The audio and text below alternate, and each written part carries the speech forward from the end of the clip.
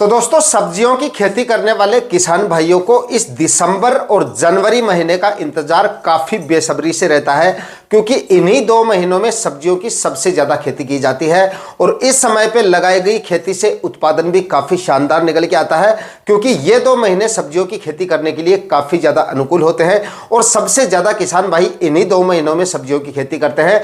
और इस समय पे लगाई गई सब्जियों के मंडी भाव भी हमें काफी जबरदस्त मिलते हैं, लेकिन यहां पर लगाई जाने वाली सब्जियों का खर्चा जो होता है वो काफी ज्यादा होता है, क्योंकि दिसंबर और जनवरी माह ऐसे हैं जिसमें ज्यादातर जो सब्जियां होती है, अधिकतर जो सब्जियां होती है जिनसे सबसे ज्यादा मंडी भाव हम ले सके, वो सारी सब्जियां लो टनल विधि से लगाई जाती हैं। और लो टनल का जो खर्चा होता है वो काफी ज्यादा होता है, लगभग 30 से 40 हजार रुपए तक का खर्चा 1 एकड़ में सिर्फ लो टनल का हो जाता है।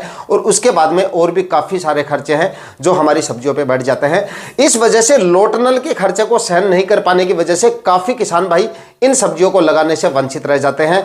तो आज के इस वीडियो में मैं आपको कुछ ऐसी सब्जियों की फसलों के बारे में जानकारी दूंगा जिनको अगर आप दिसंबर और जनवरी माह में लगाते हैं तो आपको लो टनल विधि लगाने की जरूरत नहीं पड़ेगी। लो टनल का खर्चा जो है वो आपको करने की जरूरत नहीं पड़ेगी, यानी कि काफी कम खर्चे में आप इन सब्जियों की खेती कर सकते हो और काफी अच्छे खासे मंडी भाव भी ले सकते हो और अच्छा खासा इन सब्जियों से उत्पादन भी लिया जा सकता है। तो वीडियो को अभी से लाइक कर दीजिएगा और चैनल पे नए हैं तो सब्सक्राइब जरूर कर लीजिएगा, क्योंकि इसी तरह के वीडियोस आपको इस चैनल पे मिलते रहते हैं। नमस्कार दोस्तों, मेरा नाम है सुरेश और आप देख रहे हैं खेत किसान झुंझुनू। तो दोस्तों, इस वीडियो में मैं आपको लगभग 5 सब्जियों की फसलों के बारे में जानकारी दूंगा जिनको आप दिसंबर और जनवरी माह में ओपन फील्ड में इनकी खेती कर सकते हो।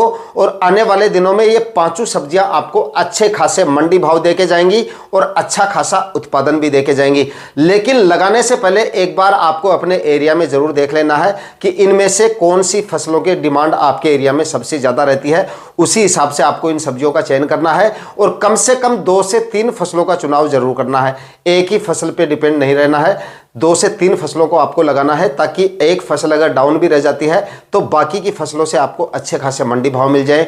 हो सकता है कोई एक फसल का उत्पादन भी डाउन रह सकता है, तो बाकी की फसलों से आपका मुनाफा निकल के आ जाएगा अगर इस तरीके से आप खेती करेंगे तो यहाँ पर नंबर 1 पर आप हरी मिर्ची की खेती इस माह में कर सकते हैं। यानी कि इस दिसंबर माह में फिलहाल आप हरी मिर्ची की जो है वो नर्सरी डाल सकते हैं। यकीनन आने वाले दिनों में आपको जबरदस्त मंडी भाव देके जाएगी इस समय अगर आप हरी मिर्ची की नर्सरी डालते हैं।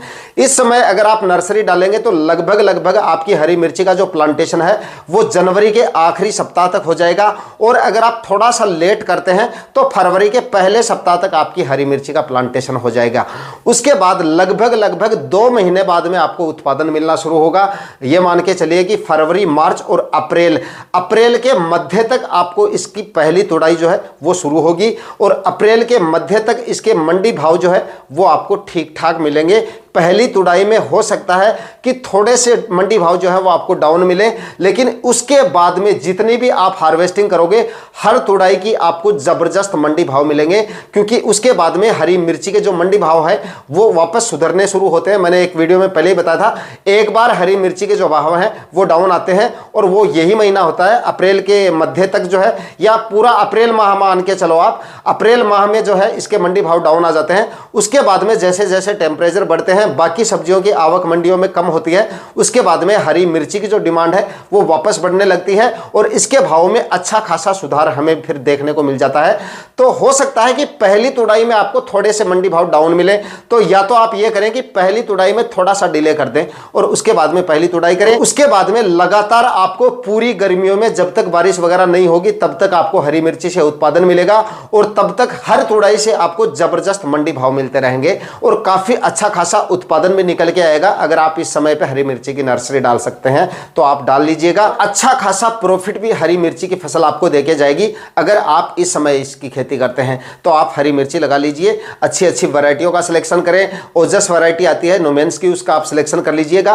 काफी अच्छा प्रॉफिट आपको देके जाएगी। और एक सीड प्रो की वैरायटी आती है, ये भी काफ़ी अच्छी वैरायटी है, आप इस वैरायटी का भी सिलेक्शन कर सकते हैं। बाकी मिर्ची की वैरायटियों को मैंने जो है वीडियो भी प्रॉपर डाल रखा है, वो आप देख लीजिए, उसमें आपको काफ़ी सारी और भी जो वैरायटियां हैं वो मिल जाएगी, उन वैरायटियों का आप सिलेक्शन कर सकते हैं। उसके बाद में दोस्तों अगली जो फसल है वो है टमाटर की खेती। इस माह में आप टमाटर की नर्सरी डाल सकते हैं और लगभग मिर्ची की तरह आपका उसका भी जो प्लांटेशन है वो फरवरी के पहले सप्ताह में या फिर जनवरी के आखिरी सप्ताह में हो जाएगा। उस समय पे आपको टमाटर में जो है प्लांटेशन के बाद में लोटरनल वगैरह लगाना नहीं पड़ेगा और जब आपके टमाटर की हार्वेस्टिंग शुरू होगी पहली ही तुड़ाई से आपको अच्छा खासा उत्पादन मिलना शुरू हो जाएगा और अच्छे खासे मंडी भाव मिलने शुरू हो जाएंगे।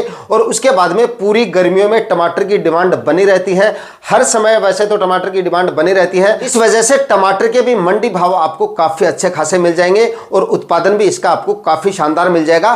तो इस माह में आप टमाटर की नर्सरी भी डाल सकते हैं और अच्छा प्रॉफिट सब्जियों की फसलों से ले सकते हैं। अच्छी वैरायटियों की बात की जाए तो सेमिनस की अभिलाष वैरायटी आती है, आप इस वैरायटी का सिलेक्शन कर सकते हैं, काफी शानदार और काफी अच्छी वैरायटी है। और अगर आप हाइब्रिड सेगमेंट में टमाटर लेना चाहते हैं तो सेमिनस की ही अंसल वैरायटी आती है, उस वैरायटी का आप सिलेक्शन कर सकते हैं, यह भी काफी अच्छी और काफी शानदार वैरायटी है। उसके बाद में सीजंटा की साहो वैरायटी आती है, यह भी काफी शानदार और काफी अच्छी वैरायटी है, इस वैरायटी का भी आप सिलेक्शन कर सकते हैं, इस समय पे आप इसकी नर्सरी डाल सकते हैं। उसके बाद में क्लाउज की एक ऋषिका वैरायटी आती है, यह भी काफी अच्छी और काफी शानदार वैरायटी है, इस वैरायटी का भी आप सिलेक्शन कर सकते हैं।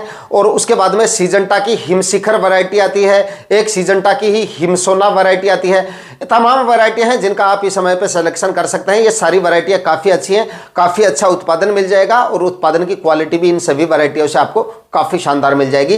तो आप इन वैरायटियों का सिलेक्शन करके टमाटर की इस समय पे आप नर्सरी डालेंगे तो ये भी आपको काफ़ी अच्छा प्रॉफिट देके जा सकती है। अगर जो किसान भाई लोटनल का खर्चा नहीं कर पा रहे हैं वो इस समय पे टमाटर की नर्सरी डाल सकते हैं और मिर्ची की नर्सरी डाल सकते हैं। आने वाले दिनों में ये दोनों ही फसलें आपको काफ़ी अच्छा उत्पादन देके जाएंगी, काफ़ी अच्छे मंडी भाव देके जाएंगी। दोस्तों इसके बाद में अगली जो फसल है वो है फूल गोभी की खेती। इन दोनों महीनों में फूल गोभी की खेती को भी आप बिल्कुल ओपन फील्ड में कर सकते हैं और अगर आपको इसकी नर्सरी मिल जाती है या अगर आपने नर्सरी तैयार कर रखी है तो आप इसका इस समय पे प्लांटेशन कर सकते हैं। और अगर आपके पास नर्सरी नहीं है तो इस माह में आप फूल गोभी की जो है वो नर्सरी डाल सकते हैं। आने वाले दिनों में फूल गोभी से भी आपको काफ़ी ज़बरदस्त मंडी भाव मिल जाएंगे अगर आप इस समय फूल गोभी की नर्सरी डालते हैं। अच्छी वैरायटियों की बात की जाए तो सेमिनस की 60-21 वैरायटी आती है, इस वैरायटी का आप सिलेक्शन कर सकते हैं, काफ़ी शानदार और काफ़ी अच्छी वैरायटी है। दिसंबर माह में आप इसकी नर्सरी डाल सकते हैं। इसके बाद में अगली जो वैरायटी है वो है नामधारी की NS95 वैरायटी। इस वैरायटी का भी आप सिलेक्शन कर सकते हैं, काफ़ी शानदार और काफ़ी अच्छी वैरायटी है। फूल का वजन भी इस वैरायटी का आपको काफ़ी शानदार मिलेगा और फूल की क्वालिटी भी आपको काफ़ी शानदार मिलेगी, उत्पादन भी आपको इसका काफ़ी शानदार मिल जाता है। अगर दिसंबर माह में आप इसकी नर्सरी डाल सकते हैं तो आप इन वैरायटियों का सिलेक्शन कर सकते हैं और काफ़ी अच्छे खासे मंडी भाव और अच्छा खासा उत्पादन फूलगोभी की फसल आपको देके जा सकती है अगर दिसंबर माह में आप इसकी खेती कर रहे हैं। दोस्तों अगर दिसंबर माह में इस समय पे फूलगोभी की नर्सरी डाली जाती है तो लगभग जनवरी के आखिरी सप्ताह तक आपकी फूलगोभी जो है वो प्लांटेशन के लायक हो जाती है और उसके बाद में अप्रैल के पहले सप्ताह तक या अप्रैल के मध्य तक फूलगोभी से आपको उत्पादन मिलना शुरू हो जाता है और उस समय पे फूलगोभी की आवक जो होती है मंडियों में वो काफ़ी कम हो जाती है और डिमांड जो है फूलगोभी की उस समय पे वो काफ़ी बढ़ जाती है। इस वजह से उस समय पे फूलगोभी के जो मंडी भाव होते हैं वो आपको काफ़ी शानदार मिलेंगे। अगर इस माह में आप फूलगोभी की नर्सरी डालते हैं तो काफ़ी ज़बरदस्त मंडी भाव आपको मिल जाएंगे। उसके बाद में दोस्तों इस समय लगाने पर सबसे ज़बरदस्त उत्पादन देने वाली अगली जो फसल है वो है गाजर की खेती।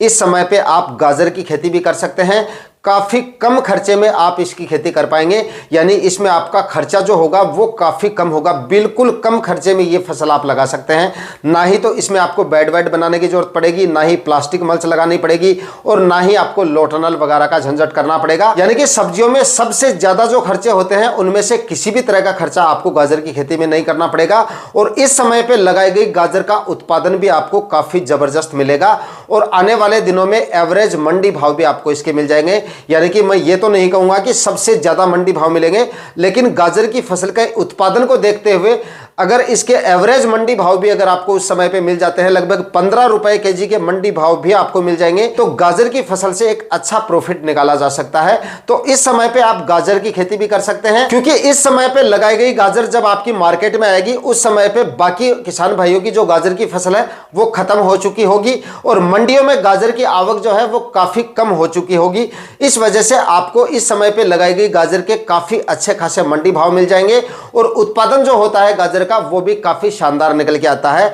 खर्चा इसमें बिल्कुल भी कम होता है। तो जो किसान भाई कम खर्चे में इस तरह की सब्जियां लगाना चाहते हैं तो गाजर की खेती का चुनाव कर सकते हैं। काफी अच्छा प्रॉफिट आपको गाजर की फसल देके जा सकती है अगर आप इस दिसंबर माह में इसकी बुआई कंप्लीट कर लेते हैं। तो दोस्तों इस वीडियो में मैंने आपको सब्जियों की 5 फसलों के बारे में बताया है जिनको अगर आप इस दिसंबर माह में लगाते हैं तो ये पांचों फसलें आपको काफी जबरदस्त उत्पादन देके जाएंगी और मंडी भाव भी आपको काफी शानदार देके जाएंगी।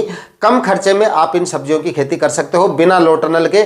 जो किसान भाई लो टनल नहीं लगा पा रहे हैं वो इनकी खेती इस समय पे कर सकते हैं, नर्सरी डाल सकते हैं, गाजर वगैरह को आप डायरेक्ट इस समय पे सीड शॉपिंग कर सकते हैं। तो उम्मीद करता हूं ये सारी फसलें आने वाले दिनों में आपको अच्छा प्रॉफिट देके जाएंगी।